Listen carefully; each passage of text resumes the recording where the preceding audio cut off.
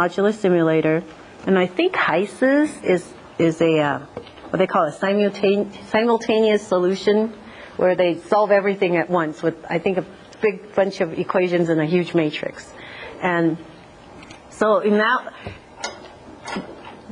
this one is easier, at least in my opinion, to troubleshoot, because if something doesn't solve, you can kind of target it and try to solve it. Whereas the other one is a little harder to troubleshoot, because you don't know, if the thing doesn't solve, you don't know where you can start troubleshooting. I'm hoping it gives you, pretty good error messages so you can pinpoint it. I haven't actually run HYSYS yet, so that'll be interesting.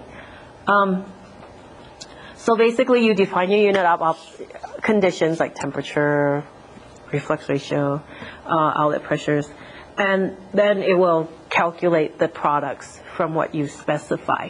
And these are the common features in the unit operation. You have the unit ID, which is, flash 1 or T901 for your column. Each unit could take more than one feed, and they all have to have a thermodynamic option to calculate the VLE, of course. And you could have product phases, vapor and liquid, and second liquid if you have one. You can theoretically have a different thermal option for different unit operations. Like you could have Peng-Robinson for a flash, and then have SRK and do another flash downstream. But it's not recommended, because you're going to have some sort of difference in enthalpy or temperature results because you switch methods in the middle of the flow sheet. You could probably get away with it better if you have two streams that aren't mixing, like maybe the shell side of a heat exchanger using a different thermal than the tube side. So, and maybe sometimes you need to do that. Maybe you're doing something really heavy, exchanging heat with something really light. Okay, so that's the unit ops.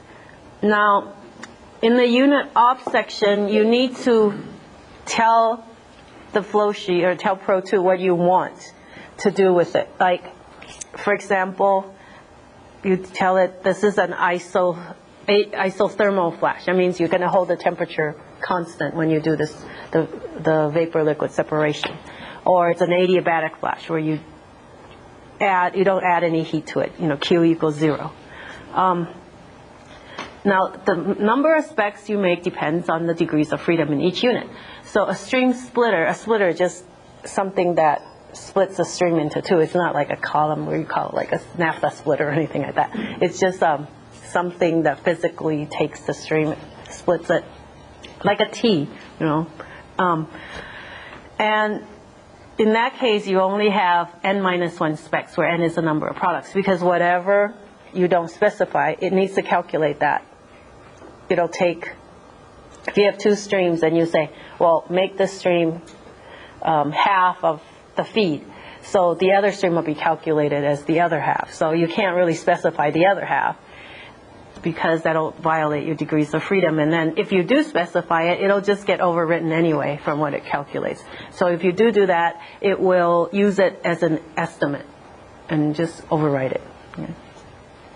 So in the flash, for example, you can have two specs. I already showed you that, temperature and pressure. Or you could do a pressure drop, a delta P. And then, then you could use it, either specify the unit op either has adiabatic, isothermal, or you can give it a stream spec, like the overhead stream coming out should have 50% of the H2S going in, for example. So let me show you that, just so you know what I'm talking about. Where's the flash?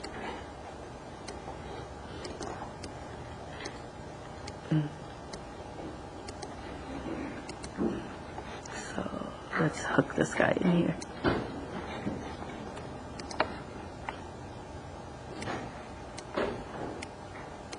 So you'll see this flash has a red border over its unit ID. And that means, I need to go in and define it. And the first spec is, by default, a pressure drop of 0. but I could go in and say, you know, give me a temperature of 100 C.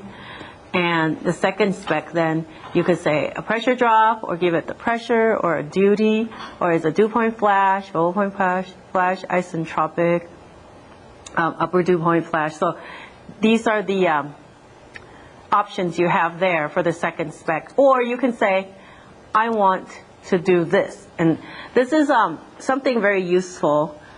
You could say, and the underlying text is linked, so you could click on any of these. So you could say the stream, what did I say the top stream was? S2,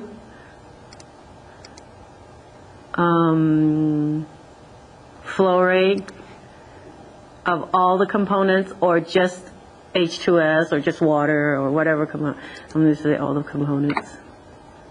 And you could do it wet, dry basis, and you know, whether it's, well, that one's just vapor, so it's the same. That's why you only have these two choices. And now, in moles per hour, okay, is equal to, or you can use any of these. You can say that flow rate plus another flow rate is equal to a number, or you could say that flow rate in relationship, you know, relative to another parameter, or you could multiply. Basically, you could do all these math with it. Equals, I don't know, give them 20 moles per hour coming over the top. And then it'll calculate at whatever pressure, it will give me this specification. Okay? And you can look at the default tolerance, whatever that is. You could look it up earlier. Or you could give it a relative tolerance. I'll explain that. An absolute tolerance is just a value that you give it, like within plus or minus 1 mole per hour. Relative is a ratio, like a percent. I think you have to give it in a fraction. You'll say calculate it so that the 20 is 20%, yeah, 20% of the H2S coming in. So we'll just leave that at default. So you can make, this is very flexible. You could, you know, make very sophisticated specs, I guess you could say, in here.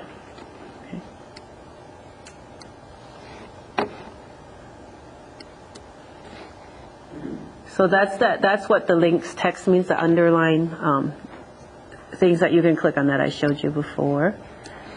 And